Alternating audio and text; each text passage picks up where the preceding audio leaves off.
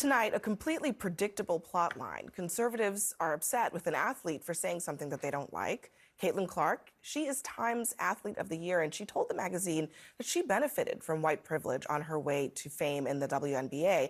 That's a league where most players are black. Podcaster Megyn Kelly heard that and lost it. She said, quote, "She's on the knee, all but apologizing for being white and getting attention." Kelly wrote on X, "The self-flagellation, the, oh, please pay attention to black players who are really the ones you want to celebrate. Condescending, fake, transparent, sad." Clark responded to those comments today. Listen. I know there's been so many amazing black women that have been in this league, and continuing to uplift them, I think, is very important, and that's something I'm very aware of. And like I said, I try to just be real and authentic and, share my truth, and I think that's very easy for me. I'm very comfortable in my own skin, and that's kind of been how it is my entire life. Joining us at the table is CNN contributor Cari Champion. She's the host of the Cari Champion Show on Prime Video. She might also be our Caitlin Clark correspondent. I don't know. Yeah, I think so. I'm going to get to Scott Jennings' sigh in just a moment. Yeah. But, Cari, what I don't understand about this, Caitlin Clark never asked to be this avatar of race, right? And basically that is what she is saying. I didn't ask for this. Why are you making me this person? And now people are mad about that? Yeah, it's really interesting because since she came into the league, we have to talk about the attention that she has received. She's a phenomenal player. I've never seen anybody shoot the ball the way she shoots the ball in the WNBA. I'm just being honest. She, early on in her collegiate career, reminded me of Steph Curry, and that's where all this attention came from. But before she entered a league that started in 1997, there were the Lisa Leslies and the Dawn Staleys and the Sheryl Swoops of it all, who really built this league, and they weren't getting the attention because, let's face it, the league was built in a way in which it wasn't mainstream. And all she's simply saying is that I want to respect those who come before me. Now, conservatives do one of two things that I am so fascinated with, especially when it comes to her. Either they whine or they bully. So now it's time to do both. They're bullying her when she decides to just like a post about Taylor Swift post about Taylor Swift endorsing Kamala Harris. They endorsing unfollow her, voting, like saying go vote, and then they unfollow her in droves. And then she says, "You know what? I am so grateful for all this money I make. I'm making more money than most of these women will ever see in their lifetime because I am a great player, but I'm also someone that they are using as their message person, that they are using me as a conduit to get their message out." And she says, "No, I don't want any of that. I'm grateful, and hopefully I can shine some attention on Bacari because no one's paying attention to Bacari." And so I'm going to give Bacari some attention because you know what? Thank you for keeping this league alive, Bacari. Everything that you've done has really got to the point where I can be here and benefit in this moment. And Megyn Kelly saying she's on a knee apologizing because she's white, she's acknowledging the reverse DEI that no one wants to talk about. She has a privilege. She has been in this league for a year? And she makes more money than the people who built this league, and she understands there's a reason. Not because she shoots the ball well. Yes, that also helps, but there's another reason, Scott. There's a reason that says I'm white, and it's a privilege, and people love me, and I'm okay with that, but I want to also acknowledge everyone else. Why is she being bullied? Why is that wrong? Why is she being bullied for acknowledging something that's smart, truth, and factual?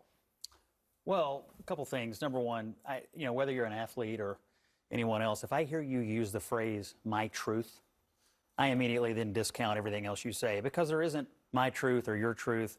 There's just the truth. And when you start using phrases like that, it tells me that not true. Your brain has been captured by something that I don't really respect. That's not true. Number two. That's not true. Number two, the attention the league got this year was amazing, and it was all because of her. She is an amazing player.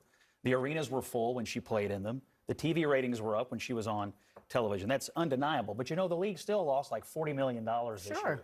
And it's never made money. And to me, when you're talking about having respecting people who built something, what did they build? A league that loses money every year? She has the capacity. What do you mean, what did they build? What do you mean, what did they build? What kind of a business did they build? They've had a business model that has allowed women who have never had a professional sport here in America, in the United States of America, to play. They've kept it alive as opposed to sending them overseas. That's what she's built. That's what they've built. This is the problem with the conversation about race in this country that we've never tackled.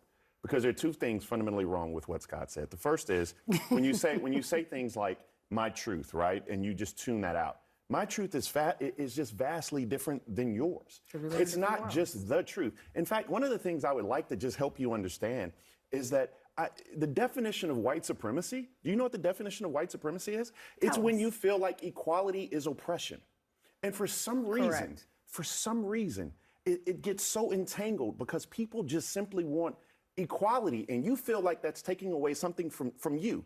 I'm not dare saying that anybody at this table is a white supremacist, but what I am trying to do is at least educate you on what the truth is. And so we both come from different, we want the same America for our children, but we come from different places. We don't necessarily want equality. Some of us just want equity, right? And all I'm saying about Caitlin Clark That's a different statement. All I'm saying about it's not a different statement. All I'm saying about Caitlin Clark is this. I have a bias against Caitlin Clark. Yes, just innately. you have said it, yes. And I want to be extremely clear because I'm a South Carolina Gamecock fan, and she took away one championship from us. But I also recognize that Caitlin Clark knows something that this is the second point. The first point was my truth. The second point is, Scott, you cannot denigrate. You cannot simply say that Dawn Staley and Lisa Leslie and Cheryl Swoops and all these women who do something insanely better than all of us at this table did not build anything that you can't respect. Yet the league wasn't built in a way that would make money. That's not what it is. That's not what it was for. But these ladies gave their all. The Sue Birds of the world. I mean, we don't even talk about you can go down the list. But you can go down the list. And so that's my only point. But I'm hoping that you're able to understand that. But Scott, you're saying, but Scott, it's disrespectful for you to say what have they built. There are little children right now, little girls at home hoping that they can play in what they call the WNBA. And the reason why it's still up and still running, whether it's losing money or not, is because of these black women who are in this. Wasn't it because of the investors? No, Scott, stop it. You stop it now. It's not. I was in Dickies Arena. Who pays for it? I was in Dickies Arena. Let me just tell you, I was in Dickies Arena on Sunday. Because I travel, follow my Gamecocks basketball. Something fascinating happened. Dickies Arena, TCU, right? Haley Van Lith. They averaged 3,000 people a game. Yeah. The Gamecocks came to town with Dawn Staley. You had 9,000 people in Dickies Arena. You know who benefits from that? The concession workers, the city, etc. After the game, hundreds of people around there just to shake Dawn Staley's hand. What you have to understand, and we have to get out of this, is there's a level of empathy that we have to have and understanding that we have to have, and we have to just stop being so abrasive, caught in these social media moments when we're talking about issues of race. This is exactly what I was about to say, which is that, listen, Jeff and Scott, my dear colleagues, you don't have to defend this. You don't. Okay? You could just say it doesn't have to be. Defend what? The idea that Caitlin Clark should be denigrated for simply saying that she entered a league that other players who came before her were black, helped build. There's nothing controversial about that, and it doesn't need to be. It feels so bland. Yeah, she it's doesn't like need to bland be. and gracious. Why are people attacking her for that? I don't understand. I don't know. I feel like it says more about the people who are getting offended by it than her. I think they're just disappointed that she appears to have been captured by the woke mob. You don't like the way. Here's the disappointment. It's the white privilege. Let him articulate this, because I want to learn something. I feel a little bad for her because she's going to learn that it will never be enough, no matter how much of the phrasing, no matter how much of the groveling you do, it will never be enough for the people in that league that hate her guts. Why do you assume they hate her guts? Why do you assume that she is trying to pander? Isn't it also because I hear the language? It's the language of the pandering. Scott, listen, let's get off the internet for 1 second. Everybody, right? This is not a conversation about wokeness, about my truth, about all that stuff, okay? I know that these are buzzwords on the internet. This is a young woman who's working in a league where she has colleagues. She said something about her place in that league. Why do you think automatically that it can't possibly be genuine? It's the equivalent of me saying, you know why I wanted to be a journalist? Because I saw Barbara Walters on television. Because I saw someone that I really admired, and I liked the way she stood up for herself. It's the equivalent of me saying, you know who else I like? And go down a list of women who don't look like me, who do exactly what I do now, who gave me the dream, who gave me the opportunity. No one's offended by that statement, because I am talking about the work ethic, I'm talking about the quality of what they do, and I'm talking about the ability to see the dream, and it is possible. She grew up watching Maya Moore, who happens to be black.